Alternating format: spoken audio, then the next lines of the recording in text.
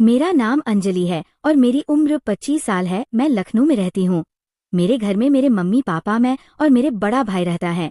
दोस्तों, एक आंटी है जो बहुत अच्छी है और उनसे मेरी दोस्ती हो गई और वो जर्मनी में रहती है। तो मेरे बड़े भैया की शादी मेरी जर्मनी में रहने वाली दोस्त की बेटी से तय की गई थी। मैं और मेरे घर वाले हम सब बहुत खुश थे क्योंकि वो लोग जर्मनी में रहते थे और हम लोग जर्मनी में तो बारात लेकर जा नहीं सकते थे, इसलिए वो लोग ही हमारे घर आ गए थे।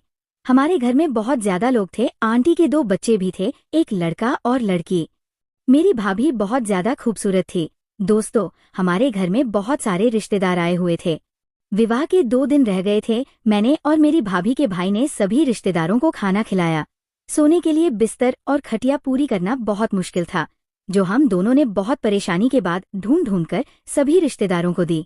लेकिन हमें खुद सोने के लिए कोई जगह नहीं मिल रही थी।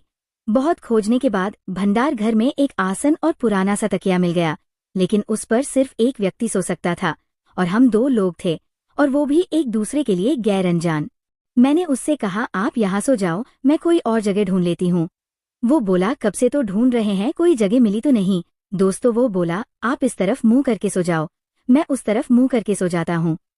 दोस्तों, कहानी पसंद आ रही हो तो सब्सक्राइब जरूर कर दे। उसके बाद मित्रों, मैंने उससे कहा, ठीक है। हम लोग बहुत ज्यादा परेशान हुए थे, इसलिए पता नहीं चला कब हम दोनों की आंख लग गई और कब सुबह हो गई।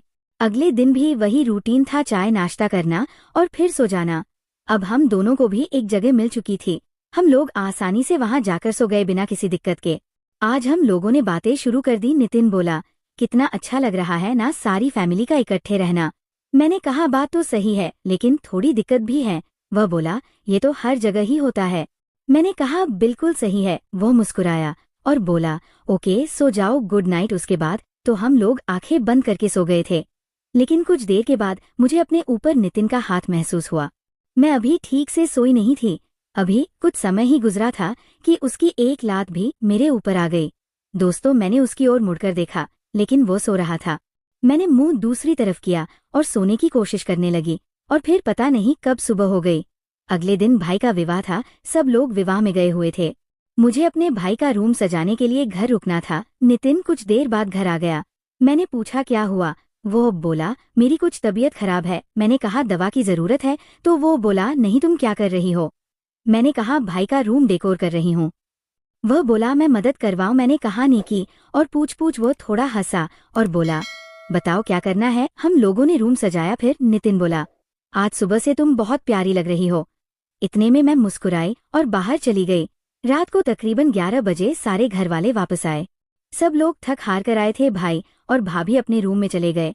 हम लोग फिर से भंडार घर में आ गए सोने के लिए। नितिन बोला, मेरी कुछ तबीयत खराब है, मैं सो जाता हूँ। मैं बोली, मैंने कब तुम्हें रोका है? तो वो दूसरी ओर मुंह करके लेट गया और कुछ देर बाद बिजली बंद हो गई। जब बिजली वापस आई तो मुझे ऐसा महसूस हुआ कि नितिन नींद में इधर उधर घूमता है। क्योंकि वो सोया था, वो अब मेरी दूसरी ओर मुंह करके लेटा हुआ था। खैर, मैंने उसे जगाना अच्छा नहीं समझा और आंखें बंद कर सोने की कोशिश करने लगी। कुछ देर बाद मैं सो गई और तकरीबन 2 बजे कुछ हिलने की वजह से मैं जाग गई। तो मैंने देखा नितिन का एक हाथ और पैर मेरे ऊपर है और वह सो रहा है।